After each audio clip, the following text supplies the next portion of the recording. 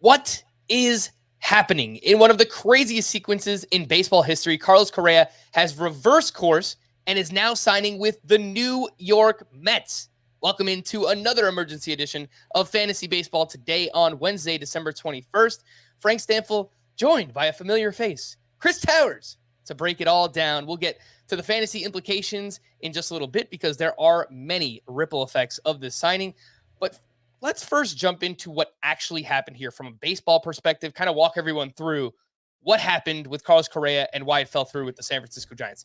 1 week ago today, Correa agreed to terms on a 13-year, $350 million contract with the Giants pending a physical.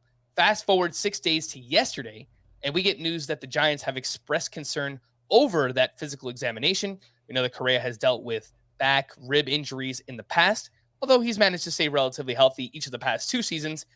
Last night, we get a Heyman bomb around 3 a.m. that Carlos Correa is signing with the New York Mets, 12 years, $315 million, which, Chris, is somewhat interesting to me that Correa took one less year and less guaranteed money. So maybe there was some level of clearly concern. something there, yeah. Yeah, there's something on his side as well. So talk to me about just what this means for a baseball perspective. We've never seen anything like this. It's pretty significant. Yeah, I'm trying to think of situations where something like this has happened. I can think of one in the NFL. I think Randy Gregory had a similar situation with the Cowboys last offseason. But yeah, it's relatively rare. Medicals are usually viewed as a formality. So yeah, this is pretty shocking. The fact that Correa ends up signing for $35 million less than he originally agreed to does suggest that there's something there. And, given his history, it's fair to be a little concerned about what that might mean in the long term. But it's also still a situation where a team gave him $315 million.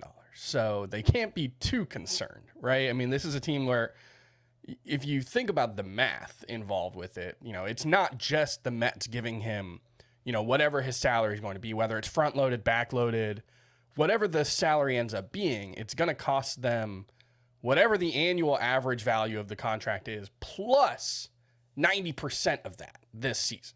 The way the so-called Steve Cohen tax, the aptly named Steve Cohen tax, works. So it's going to be what, I'm not good at math, 26 million plus 90% of 26 million. This is like a $45 million outlay for the Mets next year in terms of what it's going to cost them. So at the very least in the short term, we can say pretty confidently that there are not that many concerns from the Mets side about what this means for Carlos Correa. It's, I don't know, man. The Giants, I hope it was a big enough concern to blow up the deal, because the Giants are going to end up striking out pretty big this offseason on guys that they were in on a lot of the biggest names this offseason. They ended up with Mitch Haniger. So it's not exactly a banner offseason for the Giants. And I don't know, I hope it was worth it for them.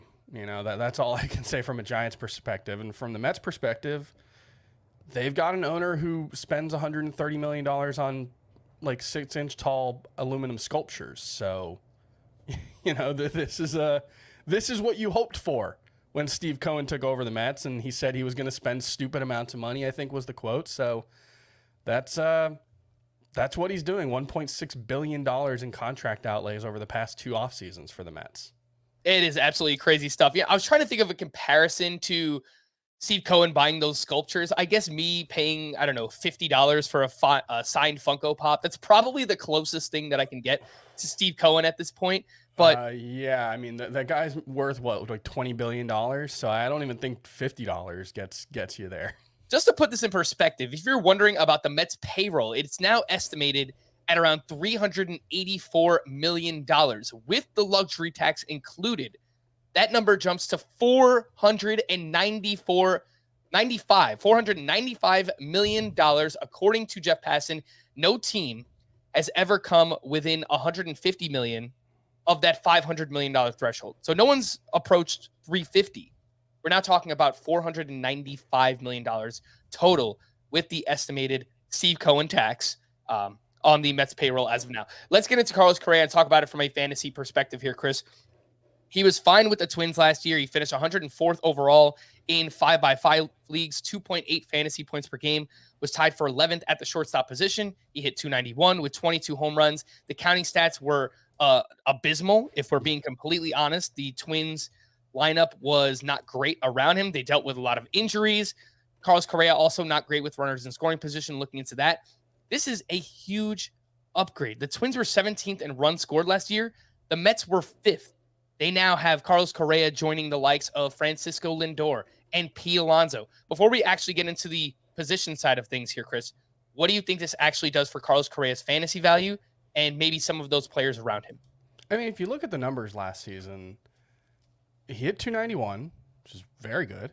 And he hit 22 homers, which in this context is not that bad anymore. You know, that this is 4 years ago, 22 homers is pretty run of the mill, but in this environment, it's not so bad. And then 134 combined runs and RBI is really bad. That's, you know, the kind of numbers that you expect from someone who's not really fantasy relevant. And so how much of last year's struggles with scoring position, with runners in scoring position was real? He hit 277, but with only 7 extra base hits in 121 plate appearances, leading to a 366 slugging percentage. For his career, he's basically been the same guy with runners in scoring position or the bases empty. And the weird thing with Carlos Correa last season is he was one of the best hitters in baseball, presumably, with runners on first base. He had a 1041 OPS with just 1 runner on first base, which happened 142 times. 4 doubles, 11 home runs, 24. He was awesome. And then once guys got past first base, things got a little hairy. He was actually really good with men on. And so that's all to say this is probably just nothing, right? Like he had 12 home runs with men on base, 1 home run with men in scoring position. I think there's nothing there. I think this is a situation where you can look at Carlos Correa's struggles with runners in scoring position last season and basically write it off and just say something weird happened in those 121 plate appearances. It's not been a concern for him throughout his career. He's not someone who historically has struggled with runners in scoring position. So I think the counting stat numbers are going to be very good in this offense, or at least I would project them to be, you know, hitting behind Brandon Nimmo, who gets on base a ton, you know, potentially hitting behind, you know, we don't know how the lineup's going to look if he hits third behind Francisco Lindor, if he hits second in front of Francisco Lindor. Either way, I think this is a situation where if you're going to project Carlos Correa to hit 290-ish and you're going to project him to hit 25-ish home runs, then I think you probably just project him for 90-plus runs and RBI. And he should be a very, very good 4-category contributor. He doesn't run anymore. That's done. He hasn't. Yeah, he hasn't stolen a base in 3 seasons now. He hasn't stolen a base since 2019. So he's only attempted 1 steal since 2019. He's actually still a pretty good athlete, but yeah, that part of his game's done. But you look at the underlying numbers, the quality of contact metrics, they're all still quite good. 96th percentile max exit velo, 67th percentile average exit velos, 93rd percentile expected WOBA. All of the numbers that we cite constantly. He looks like a really, really good hitter because he's still a really good hitter. So I think this is a situation where Carlos Correa, weird stuff happened with the counting stats last season, but I think he's still a very, very good 4-category guy for fantasy and probably gets back to what he did in 2021 when he had 92 RBI, 104 runs, and, you know, was a very good option. Yeah, and I think this helps everyone around him too. Brandon Nimmo scored 102 runs last year in 151 games. We know health has been an issue for someone like Brandon Nimmo, but if he can stay on the field, 100-plus runs seems like a lot the way that he gets on base and the bats that are behind him.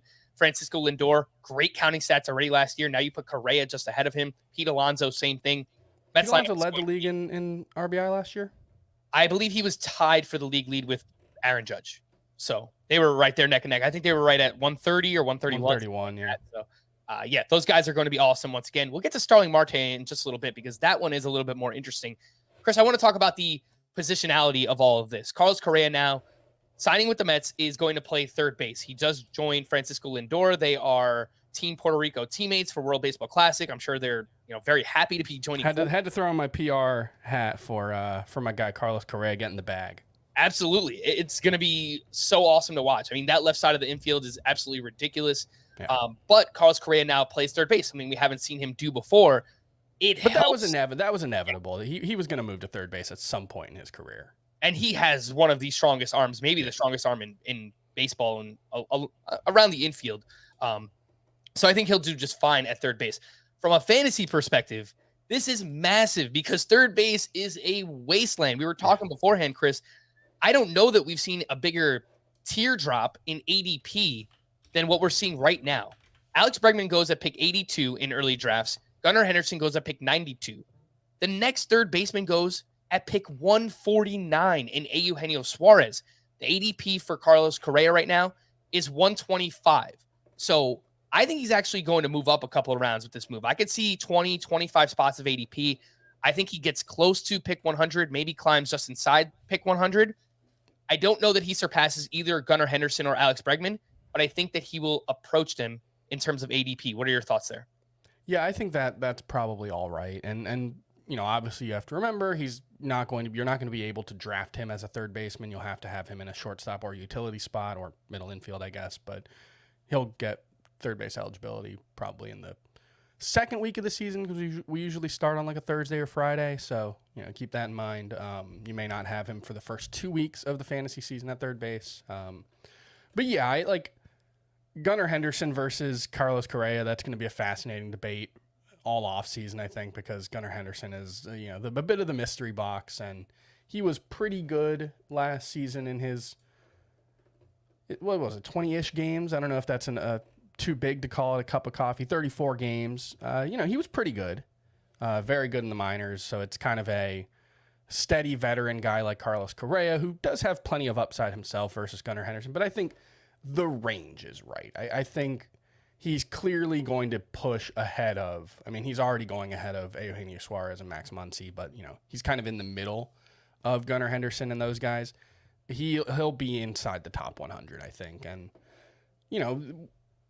it's not a park thing. It's not like we love Citi Field so much for hitters. It's entirely the offensive environment that he's playing in. It's probably mostly a neutral park shift for Carlos Correa. But the situation he finds himself with the Mets, and the nice thing about baseball, you and I are, you less so, but I'm totally in football mode right now. I'm starting to switch over. We got a couple weeks left, but the thing about football is when you add a big name to a football offense, Christian McCaffrey gets traded to the 49ers. We're like, oh no, this might be bad. Right. Because there's a pie, and you got to divvy up the pie. Baseball is not a pie. It's some kind of amorphous blob that grows when you have good players in it. And so you add Carlos Correa to the Mets blob, and the Mets blob gets bigger. And it has an additive effect, and it makes everyone better, and it creates more plate appearances for everyone. The better your offense is, the better it is for everyone. And so, that's a good thing for Carlos Correa. He's in a much better offense. He should have many more opportunities for runs and RBI. And so all things considered, I think this should absolutely move him into that Alex Bregman, Gunnar Henderson range. I was trying to think of a food analogy, Chris. I guess something like a gumbo, like what gets better the more that you add to it, right? And you just have a big old pot of gumbo. Just keep adding stuff. I feel like that's probably baseball. Or maybe chili. But if you add too much stuff to chili, I don't know. Maybe chili's an interesting one because you gotta have a good balance of flavors. And I made chili recently. My wife saw me pouring some vinegar in it. She was like, "What are you doing? I hate vinegar." And I was like, "Trust me, you need to cut the richness with some acidity." So maybe that's the analogy we go with. All right. Well, if you're wondering, we kind of touched on the ballpark here, but it is basically a neutral park shift here. Going from Minnesota over the past 3 years, their home run factors for right-handed batters in particular, the Target Field ranks 23rd, Citi Field ranks 20th. So maybe a slight uptick, but that's not why we're excited about Correa. It's more so about the lineup. And let's quickly talk about that lineup, Chris. The current top 6 of the New York Mets lineup, according to Roster Resource: Brandon Nimmo, Carlos Correa, Francisco Lindor, Pete Alonso, Jeff McNeil, Starling Marte. Absolutely stacked. The problem here, Starling Marte batting 6th. I don't really know how this is going to change, Chris. I know lineups are very fluid and a lot of things change throughout the season. People could get hurt. Players move around. Like if Nimmo gets hurt, Starling Marte is probably leading off for this team. But the way that things are constructed right now, I don't know that he's going to hit higher than 6th, which kind of does change his value. What do you think about that for Starling Marte? Yeah, that's a really tough one because, one, like you said, an opening day lineup is not the same thing as a lineup all season. And things will happen. And presumably Starling Marte won't hit in the same spot in the lineup all season. But, yeah, I mean, if they want to keep Brandon Nimmo at the top of the lineup, I suppose you could move everyone else down and hit Starling Marte second and go Correa third, Lindor. But, either way, you're taking opportunities away from Pete Alonso in particular, who I think they probably want to keep in the cleanup spot. So it's hard to make the puzzle pieces fit in a way where this isn't a downgrade for Starling Marte. It probably is, and given the fact that you can always count on Starling Marte to miss 30 or 40 games, it's definitely a downgrade. And then the fact that he didn't run as much last season, we don't know. Obviously he may run more with the new rules and all that stuff. But, it's possible that he's towards the end of his time as an elite base stealer, which would make it really tough to trust him for fantasy. All of a sudden you're looking at a guy who's just kind of a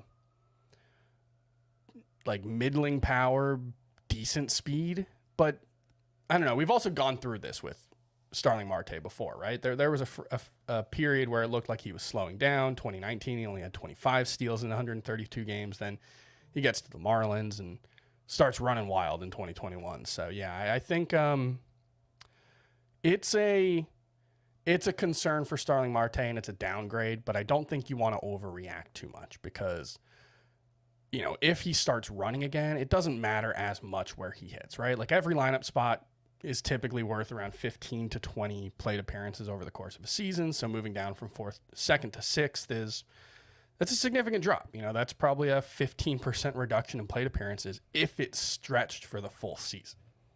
And go ahead, finish your thought.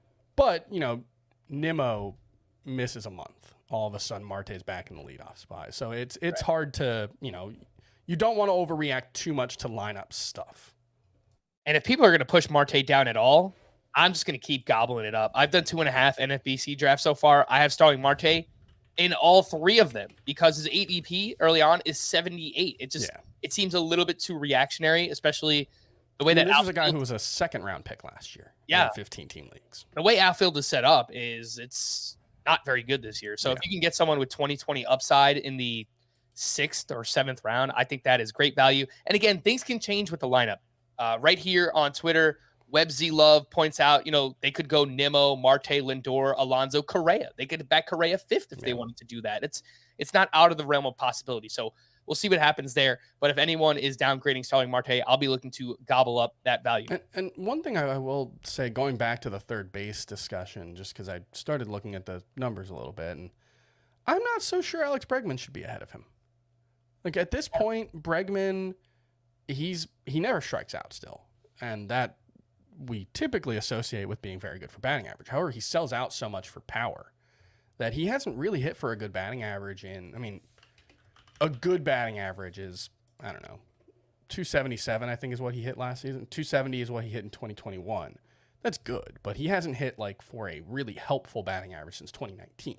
Been 242, 270, 259. His BABIP has never been high, but the last few years with the dead ball especially, it could be a situation where he just is a 260 to 270 hitter, and Bregman or Correa might be a 280 to 290 hitter with similar power and run production numbers. So I think that's exactly the right range, and I could see talking myself into Correa over Bregman.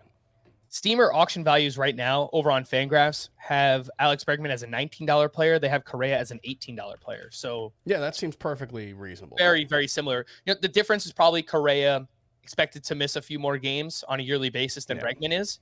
But on a per game basis, it would not surprise me if Correa actually outperforms Alex Bregman this upcoming season. Last thing I wanted to touch on here, what does it mean for the other third baseman on the Mets roster or the future of the third base position for them? Because Eduardo Escobar now moves to the bench. This absolutely crushes his value. I don't really see. Maybe he's the DH. Right now, it looks like he might be the short side of a platoon with Dan Vogelbach. I've already seen, maybe they can look to trade him, and I think teams could be interested. Eduardo Escobar had a really strong final month of the season. So maybe someone's looking for a veteran out there. But for now, if he remains on the Mets, this completely crushes Eduardo Escobar's value. And they have a really good third base prospect in Brett Beatty. Yeah. I don't really know what this does with him long term. I think it'll work its way out. Like they'll either move him to the outfield or he'll be traded to another team where he will get an opportunity to play third base. But just something to kind of get your mind thinking, like what's going to happen with Brett Beatty. I'm not exactly sure what's going to happen there. And what's going to happen with the Giants now? I don't know. I genuinely, Chris, feel bad for Giants fans because they had a 3-day stretch where they thought they had one or both of Aaron Judge and Carlos Correa. Freaking John Heyman. And now they have none, which he must be like public enemy number one for Giants fans at this point. Disaster. Yeah, and there's no one left. There's no one left, Chris. Like Dansby Swanson signed the other day with the Cubs. Yep. Carlos Rodon signed with the Yankees last week. Unless they go out and make a trade, but it's not like they have a great farm system either. So I don't really know what happens here with the Giants. Yeah, it's bad. I mean, you look at their lineup and it's pretty gross all the way around. You know, even if Correa had signed there, it would still be a pretty middling. I mean, they've been a pretty good offense with, you know, middling talent the last couple of seasons anyway. But yeah, It doesn't look great. That looks like a pretty mediocre offense. They're going to have to win a lot of games with their pitching. And, you know, they've got solid pitching. I like the Minaya and Stripling pickups for them. I think those guys will fit in well in San Francisco. But, yeah, it's not looking great for the Giants. This is, again, like I said earlier in the podcast, I for their sake, I hope they're very confident in the medicals that they backed off on, because that could really hurt in the long run if you know, Carlos Correa stays healthy and is a superstar for the Mets. So it's I don't know what the pivot is for them. They're a really smart organization. They're really well run, but yeah, they kind of, it felt like they were all in on landing a big fish this offseason, and you know, I don't know what the pivot is. Yep. Sorry out there to Giants fans, but once again, to recap, Carlos Correa is signing with the New York Mets a 12-year, $315 million deal, which will take him through his age 40 season. We're going to wrap there. For Chris, I am Frank. Thank you all for listening and watching this emergency edition of Fantasy Baseball Today. We'll be back again later on tonight. Bye-bye.